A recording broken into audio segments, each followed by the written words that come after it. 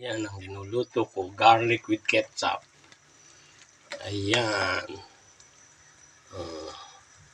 Lunch, Sunday lunch. Ayan, hipon. Nagluto akong tuyot na hipon with garlic and ketchup. Ito naman sinigang na hipon para may sabaw. Ayan, no? Sarap. Kangkong lang linagay ko para lang may sabaw. Diba? Sarap. Paluto na siya. Sinigang lang sa tamarind. Ayan, o. Para lang may sabaw. Ayan. Paluto na siya. Ayan. Sarap niya. Ito naman, pinapatuyo ko konti. Pwedeng ulamin pati yung niya sarsa. Sa kanin masarap. Maraming bawang yan. Linagyan ko maraming bawang. Pinirito ko muna sa harina yung hipon.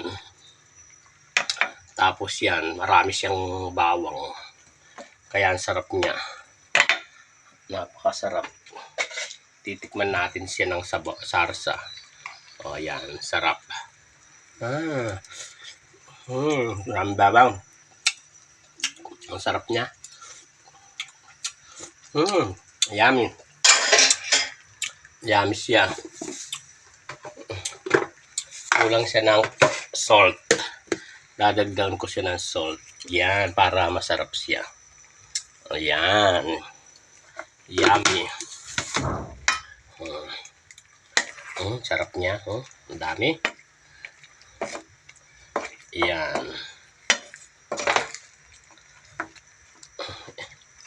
Ganyan. Magaling ako sa ganyan. Nahipon. Maraming garlic. Diba? Sarap. Ito din, masarap din siya sinigang na may sabaw. Paluto na rin siya. Tapos ng trabaho kong pagluluto. Ayan, ang sarap. Yummy. Again. Tapos na. Thank you very much. Ang pagluluto ko ay tapos na.